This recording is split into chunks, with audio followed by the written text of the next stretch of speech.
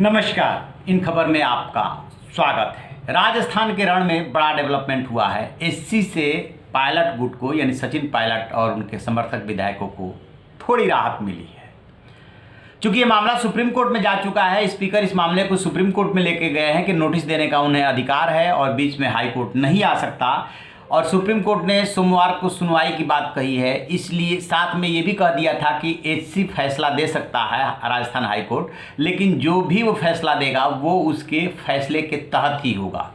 तो high court ने क्या किया कि यथास्थिति को बरकरार रखा, यानी कि जैसे पहले स्पीकर को कार्रवाई करने से रोक दिया था कि अभी आप इस नोटिस पर कोई फैसला नहीं ले सकते, उस स्थिति को बहाल रखा है और सुप्रीम कोर्ट पे छोड़ दिया है कि अब सुप्रीम कोर्ट डिसाइड करे।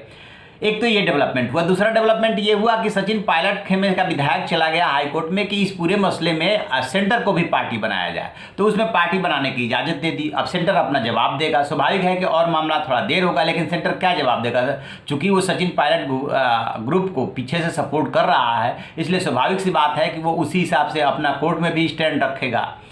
अब सुप्रीम कोर्ट में क्या फैसला होता है ये तो सुप्रीम कोर्ट जाने कि क्या फैक्ट्स एंड फिगर्स उसके सामने रखे जाते हैं और जो लीडिंग केसेज हैं पहले के, उसके आधार पे वो क्या फैसला सुनाता है। लेकिन एक बात सुप्रीम कोर्ट ने बोली थी कि लोकतंत्र में असहमति को आप दबा नहीं सकते। सचिन पायलट और उनके समर्थक जो विधायक हैं उनको अलग होने का भी हक है, अपनी बात कहने का भी हक है, तो उसको आप नहीं दबा सकते। तो इससे थोड़ा सा इशारा मिल रहा है कि सुप्रीम कोर्ट में क्या सुप्रीम कोर्ट के सामने विकल्प है।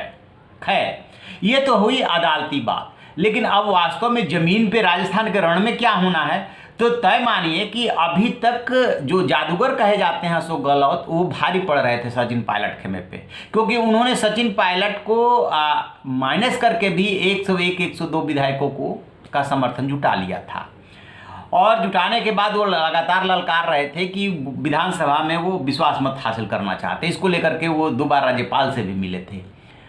इंतजार किस बात का हो रहा था? इस फैसले का, हाई कोर्ट और अब चूंकि सुप्रीम कोर्ट में चला जा गया तो इस फैसले का।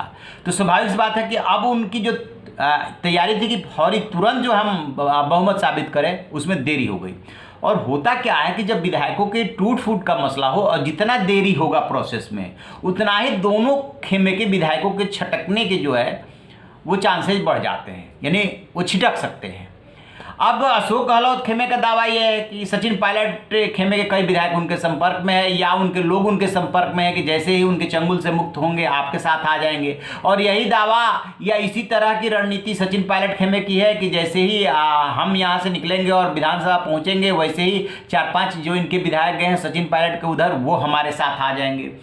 बीजेपी इस मामले में अभी खुल करके कुछ नहीं बोल रही है, लेकिन जिस तरीके से केंद्रीय मंत्री गजेंद्र सिंह शेखावत और विधायकों का फोन टेप किया गया है और उसको लेकर के केंद्रीय गृह मंत्रालय ने राजस्थान सरकार से जवाब मांगा है, उससे साफ जाहिर हो रहा है कि केंद्रीय मंत्री को फंसाने की कोशिश की गई या वो बातचीत कर रहे थे। दोनों चीज़ें हो सकती है, लेकिन वो केंद्र को नागवार गुजरा तो गृह मंत्रालय ने रिपोर्ट मांग ली है और जो पैरेलल ईडी की इनकम टैक्स की कार्रवाई चल रही है उसको भी इसी से जोड़ करके देखा जा रहा है।